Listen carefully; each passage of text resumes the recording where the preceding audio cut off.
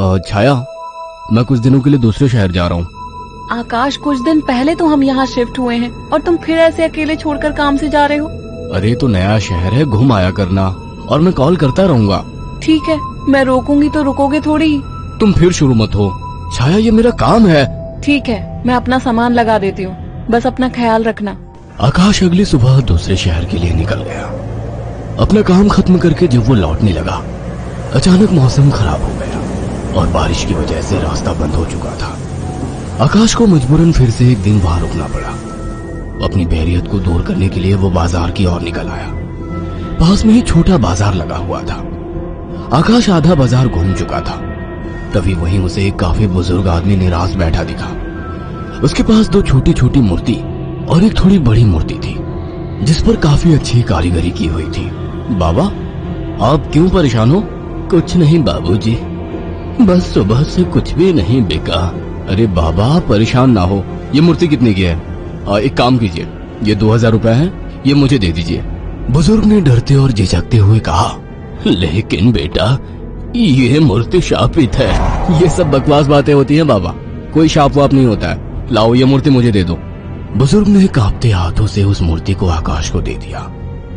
रात में आकाश होटल के कमरे में गया और फोन पर छाया से बात करने लगा। उसे ठंड सी महसूस होने लगी। फोन रखकर वो सोने के लिए लेट गया। रात गहरी हो चुकी थी, बारिश की वजह से ठंड थी, पर उसे अचानक गर्माहट महसूस होने लगी। उसे अच्छा लग रहा था। उसे महसूस हुआ जैसे कोई उससे चिपक कर लेटा हो। मीठी सी खुशबू, रेशमी बाल, दूसरे जिस्म की गर्मी, मानो छाया ही उसके पास हो। वो लगातार नींद में किसी के स्पर्श को महसूस कर रहा था। अचानक उसे अपने शरीर पर वजन महसूस हुआ। वो अचानक से उठकर बैठ गया। कमरे में बिल्कुल अंधेरा था। उस रूम की लाइट ऑन की तो देखा कमरा खाली था, कोई नहीं था। कमरा ठंडा था पर उसे पसीना आ रहा था। अगले दिन सुबह वो जल्दी होटल से निकल गया और शाम होते होते घर आ गया। छाया को फोन किया तो पता लगा वो माँ के यहाँ गई है, आज ही आने वाली है। उसके पास डुप्लीकेट चाबी थी। उसने गेट खोला और अंदर गया। थोड़ी देर बैठने के बाद नहाने चला गया। उसे बाथरूम में जाने के बाद ऐसा लगा बाहर कोई है। वो जैसे ही निकला उसको कोई नजर नहीं आया। वो ऊपर गया और उसे एक परछाई नजर आई। कौन है? छाया, मजाक मत करो, मुझे ऐसा मजाक पसंद नहीं है। तभी दरवाजे की डोरबेल बजी। जाकर देखा तो छाया थी। आकाश उसे देखते ही खुश हुआ और उसे गले लगा लिया। तुम सही वक्त पर आ गई, मुझे लगा कोई ऊपर है। ऊपर कौन है? मेरी कोई सौतन ले आयो क्या? कैसी बात करती हो? अच्छा छोड़ो, मैं कुछ खाने का बना लूं, फिर बात करते हैं। हाँ ये ठीक है, मुझे ही भूख लगी है। अच्छा ये देखो कितनी सुंदर मूर्ति है। खाने के बाद वो अपने दोनों कमरे में प्यार की बातें करते हुए अपने निजी पलों के आनंद में लीन होकर सो गए। मगर आधी रात को आकाश को वही खुशबू स्पर्श महसूस हुआ। उसे लगा छाया को आज ज्यादा ही प्यार आ रहा है और वो जो कर रही है करने दो। छाया इस बार काफी उत्तेजित लग रही थी। आकाश को भी आनंद आ रहा था। अंधेरे में छाया ने आकाश के सारे कपड़े उतार दिए और पागलों की तरह उसके जिस्म को चूमने लगी। आकाश भी पूरी तरह से उत्तेजित हो गया था। छाया की गरम गरम सांसें आकाश को पूरी तरह से पागल बना दे रही थी और वासना का खेल चरम सीमा तक पहुंच गया। कुछ ही पलों का वासना का वेग लंबी लंबी और गहरी सांसों के बीच शांत हो गया। सुबह आकाश ने देखा छाया जाग चुकी थी। छाया चाय लेकर आकाश के पास आ गई। उठो, चाय पी लो। वह चाय के लिए उठा तो छाया बोल उठी, ये मूर्ति लेकर कब से सोने लगे तुम? अरे ये तो साइड में रखी थी, वहाँ बिस्तर में कैसे आ गई? आ गई होगी। एनीवे, चलो तैयार हो जाओ, ऑफिस जाओगे ना? लाओ इस मूर्ति को मैं रख देती हूँ। थोड़ी देर बाद छाया कमरे में सफाई करने गई। वो काम में बिजी थी पर उसे लगा जैसे मूर्ति उसे देख रही है। जैसे उसने मूर्ति की तरफ देखा, मूर्ति अपनी जगह जैसी थी वैसे ही रखी थी। छाया काम खत्म करके कमरे से निकलने को हुई तो अचानक मूर्ति गिर गई। छाया ने पलट के मूर्ति को उठाया। अचानक मूर्ति मुस्कुराई। छाया डर गई और मूर्ति हाथ से छूट गई। डरते डरते उसने मूर्ति को उठाया तो उसने देखा वो सामान्य थी। शैतान मूर्ति डराती है मुझे, ये कहकर उसने मूर्ति को अलमारी में रख दिया। काम खत्म कर छाया नहाने गई और जैसे ही उसने कपड़े उतारे और पानी का नल खोला गर्म पानी उस पर गिरा। वो चिल्ला उठी और बिना कपड़ों के बाहर निकलकर भाग आई।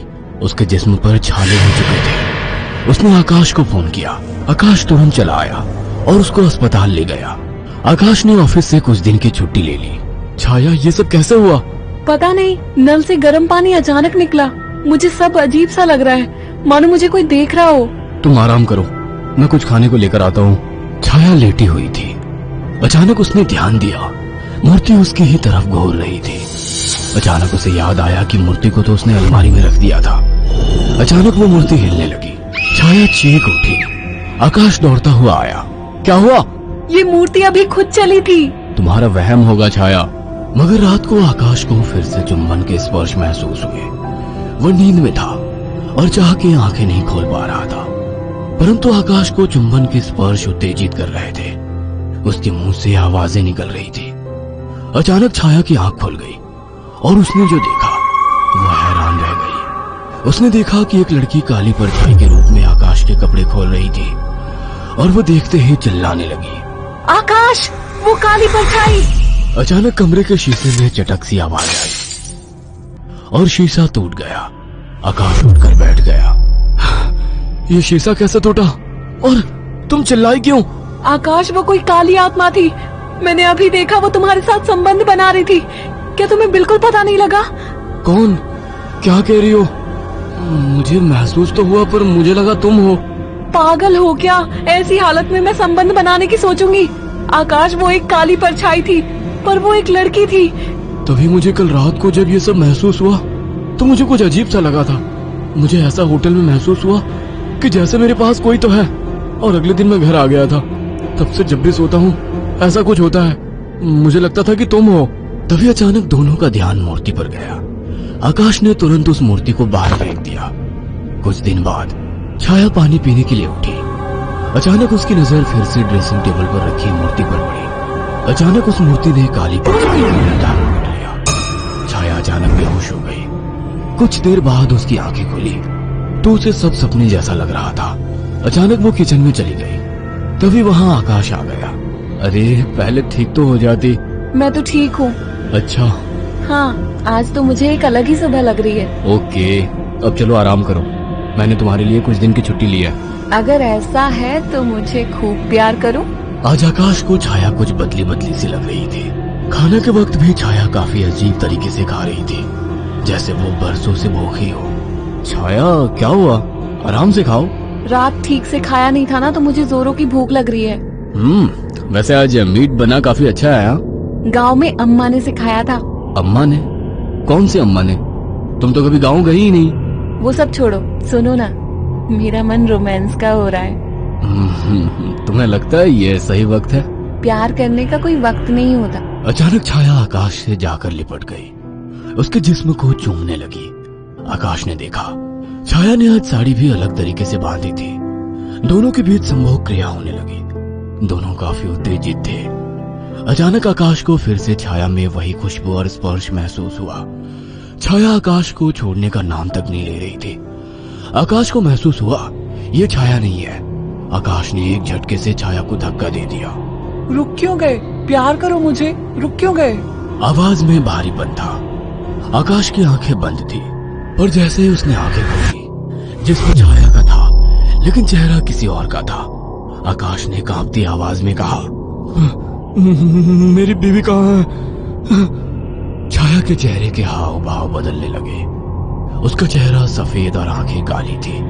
वो गुस्से में बोली, मुझे पसंद नहीं थी वो, मार डाला उसे। अचानक वो एक परछाई में बदल गई। उसने अपने लंबे और पहने दांत आकाश की गर्दन में गाड़ दिए। आकाश एक दिल दहला देने वाली चीख के साथ शांत पड़ गया। कुछ दिनों बाद जब घर से बदबू आने लगी तो पड़ोसियों ने पुलिस को बुलाया तो देखा दोनों की लाश बहुत बुरी तरह से कटी पड़ी है और सड़नी शुरू हो चुकी थी। पुलिस को लाशों के पास से वो मूर्ति मिली थी। अगर आपको हमारी ये कहानी पसंद आई हो तो इसे लाइक और शेयर करना ना भूलें। साथ ही ऐसी और नई